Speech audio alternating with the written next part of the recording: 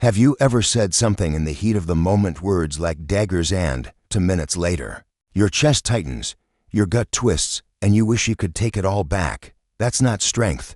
That's not power. That's reaction. And reaction is a thief. It steals your clarity, your peace, your control. In the moment, it feels like fire hot, explosive, necessary. But after the smoke clears, all that's left is regret and the mess you made with your own hands. That's what happens when you let your emotions hijack your logic. Now, I want to make something very clear. Emotions aren't the enemy. They're human. You're allowed to feel anger. You're allowed to feel hurt, betrayed, anxious. But here's the thing. Just because you feel something doesn't mean you have to act on it.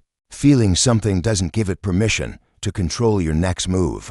That's the difference between reacting and responding. That's where maturity lives. Maturity says, yeah, I feel it, but I don't let it run me. There's a moment that comes right after the trigger, right after someone disrespects you, right after you get bad news, right after your ego gets bruised. And that moment is small, just a sliver of time, but it's everything, because in that moment you get to decide, do I react and pour gasoline on this fire, or do I breathe, pause, and respond with intention? Most people miss that moment.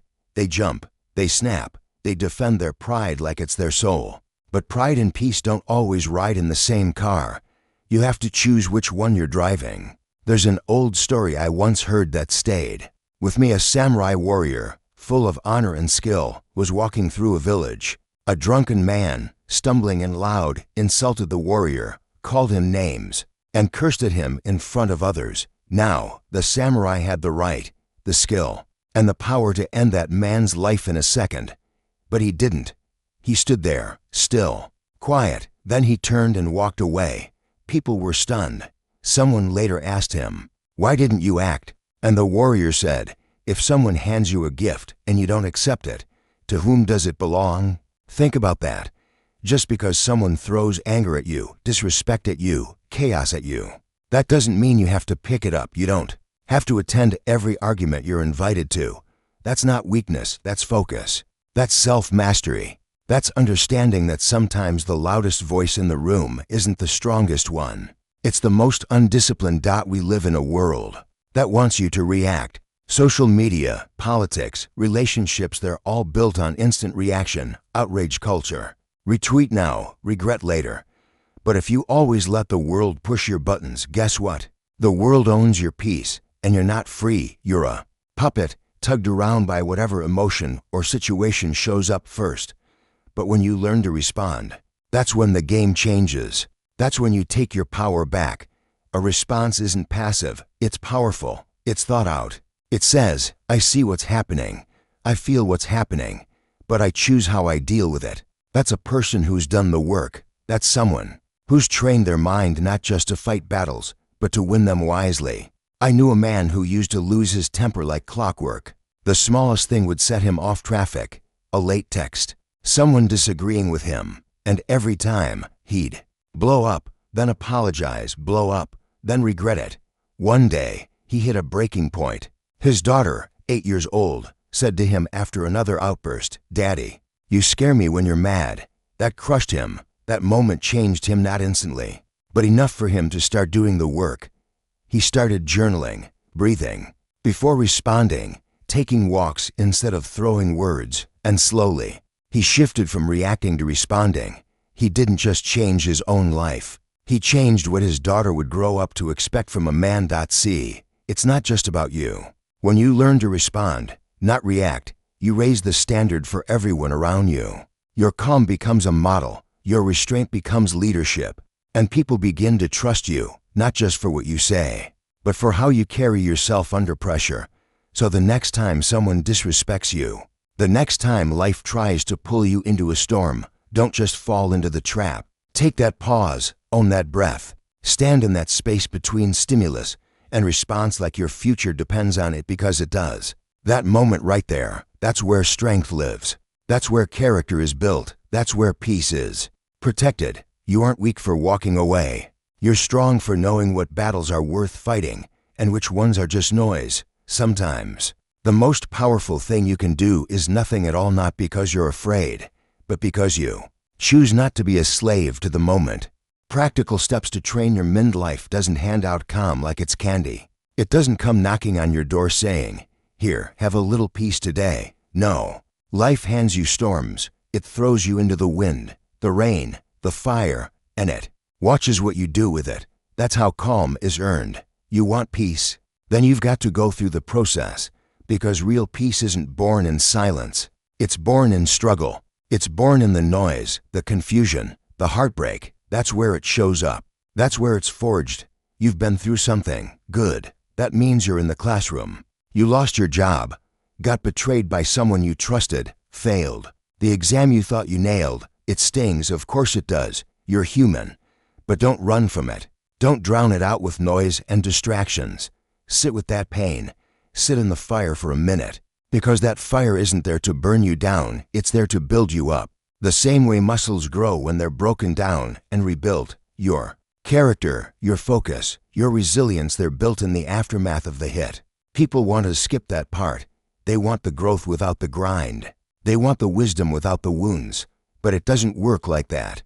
You don't get the reward without first walking through the test. You don't become strong in calm waters. You become strong when the waves are crashing and you're still standing, still breathing, still choosing your next step. We all want the mountaintop, but we forget that growth happens in the valley.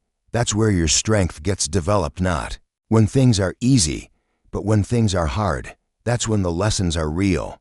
That's when you learn who you are. And if you're paying attention, if you're humble enough to listen, life will teach you everything you need to know.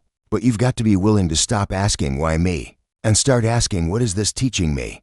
Think about some of the greatest leaders this world has ever known. They didn't find peace because they lived perfect, pain-free lives. No, they found peace because they went through suffering, and they didn't let it steal their soul. Mandela sat in a prison cell for 27 years. You hear that? 27 years, and he came out without bitterness in his heart. Gandhi led a movement under oppression.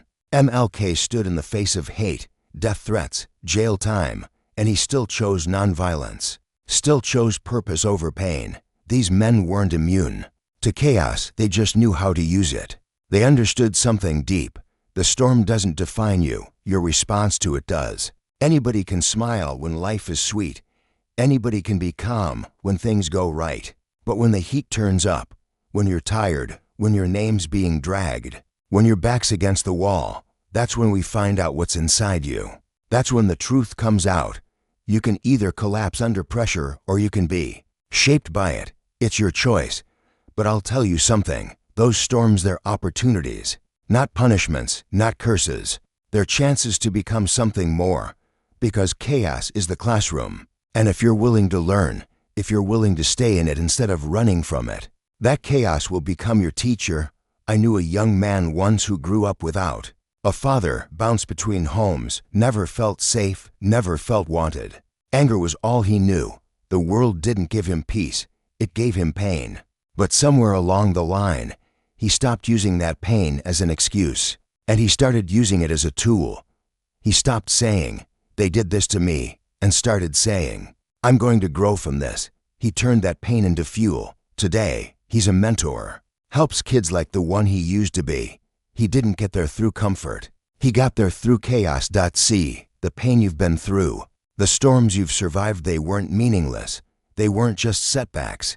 They were invitations to dig deeper, to see what you're really made of, to find out if you've got roots or if you get blown away every time the wind changes. Growth lives in the tension.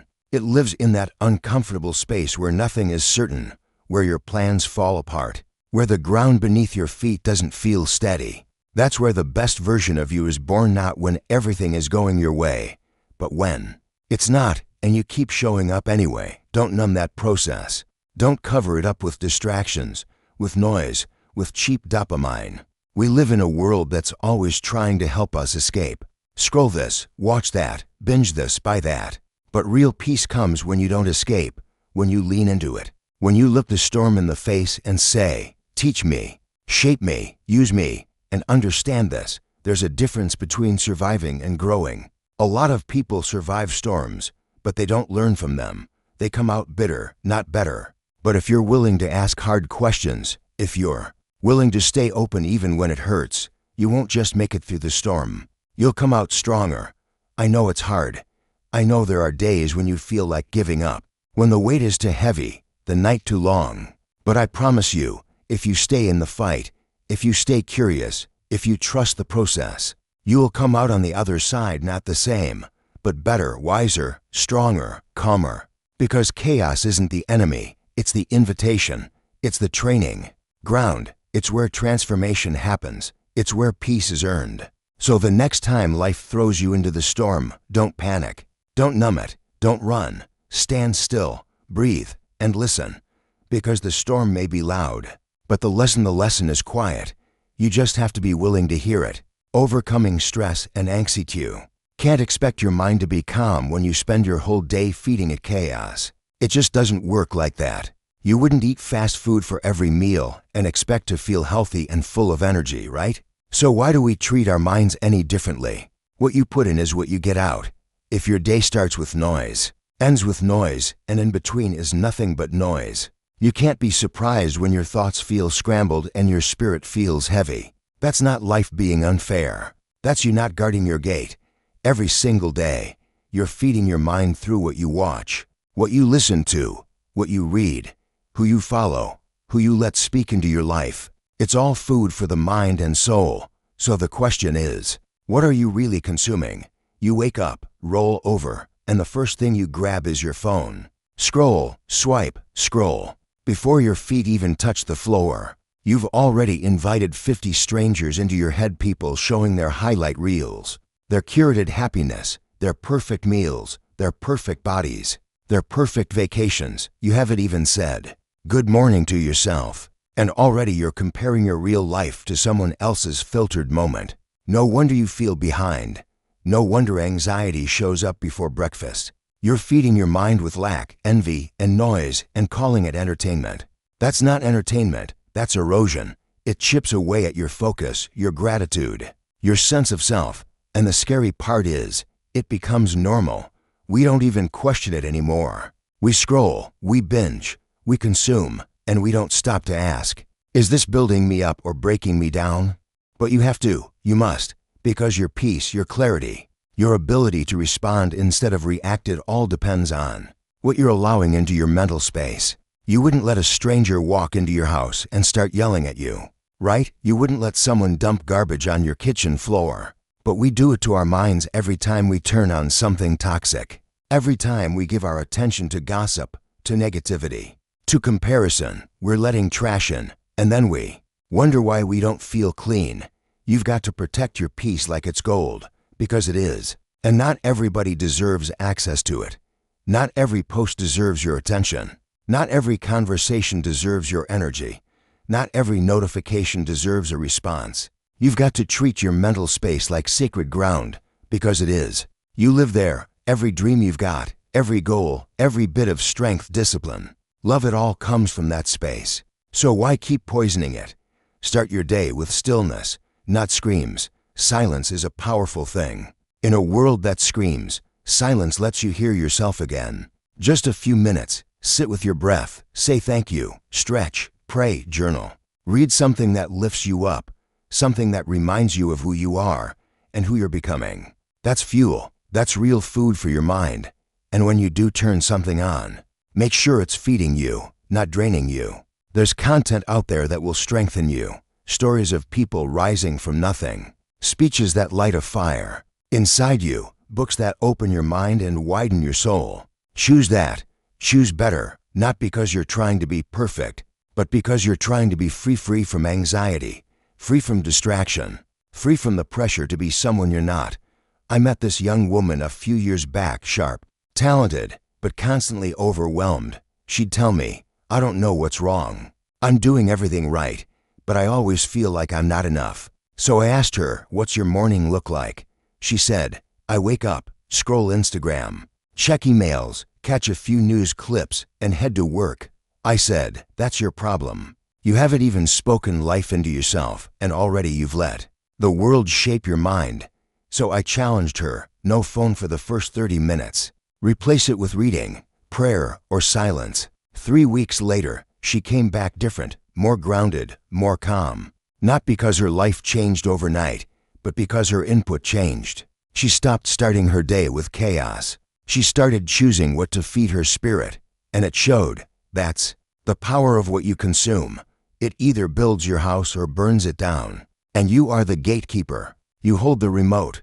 You scroll the screen. You choose the voice in your ear. You decide what's worth your time, your focus, your heart. So choose wisely. Feed your mind like someone who values peace. Feed it like someone who's chasing growth. Feed it like someone who knows they can't afford to be careless with their energy anymore. Because you weren't made to live in mental clutter. You weren't made to feel lost, empty, distracted all the time. You were made to be steady, strong, clear. That version of you is still there, waiting beneath the noise. You just have to protect the gate and feed the fire the right way.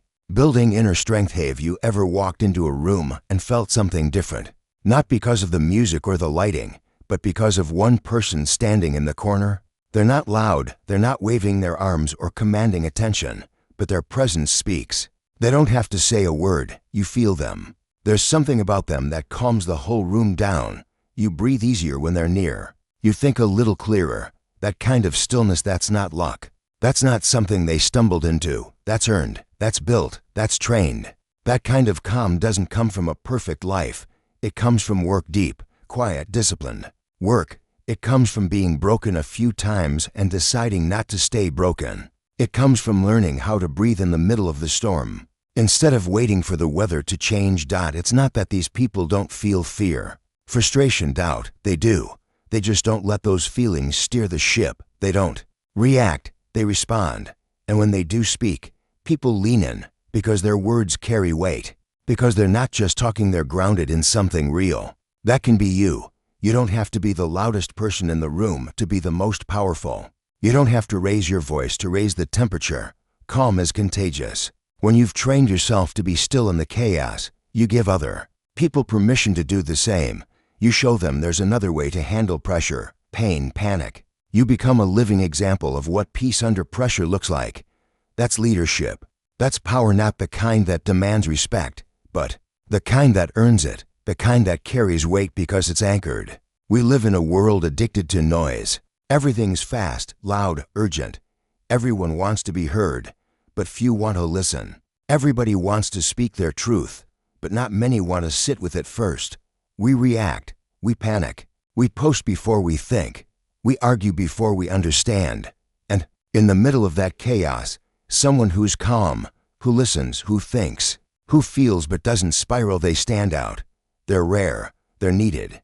That's the power of becoming the anchor in the room. Not to control people, not to impress them, but to ground them, to be the person others can lean on when things start to shake. And not because you're perfect, but because you've done the work, because you know how to be still, because you've practiced showing up with peace even when you didn't feel it. You've practiced keeping your composure when everything inside you wanted to break. That's not fake, that's discipline, that's emotional muscle, that's strength in silence. You don't get there overnight. You don't wake up one day and suddenly have it. No, you get there through repetition. You get there by choosing your response every day. When someone cuts you off, when someone disrespects you, when plans fall apart, when life disappoints you, you pause, you breathe, you resist the urge to lose control, and little by little, you become the person who doesn't get tossed around by every wave that hits. There was a man I once knew, not a celebrity, not someone famous, just a regular man. But when he walked into a space, the whole energy shifted. Kids calmed down, adults listened more, people sat up straighter. He didn't say much, he didn't have to. There was a presence about him, like he was rooted in something deeper than the noise around him. I asked him one day, "How do you stay so calm?" He smiled and said, "I don't. I return to calm. I just practice coming back to it quicker than most." That stuck with me. It's not about never feeling overwhelmed. It's not about being unshakable all the time. It's about having a place inside you that's steady, a center you can return to. And the more you return to it, the easier it gets to stay there. It becomes who you are, not just how you act.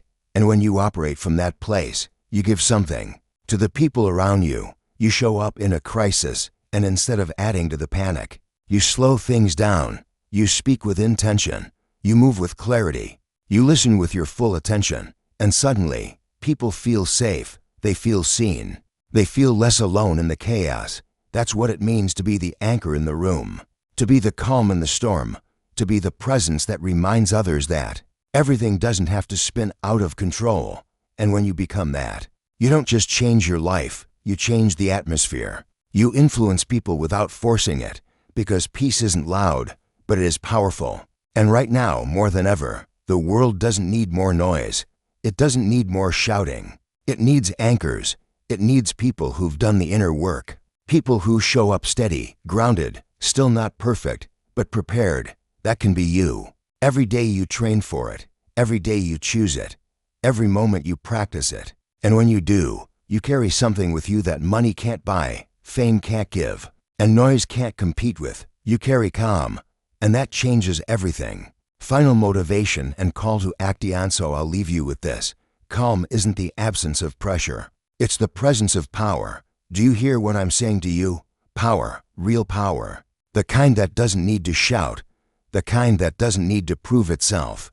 The kind that doesn't panic when things get rough. You've seen that kind of power before. Maybe it was your grandmother. Maybe it was a coach. Maybe it was a stranger who stepped in when the room was cracking wide open. They didn't lose control. They didn't run. They stood tall, breathed steady, and shifted the whole atmosphere without saying much at all. That's the kind of calm I'm talking about.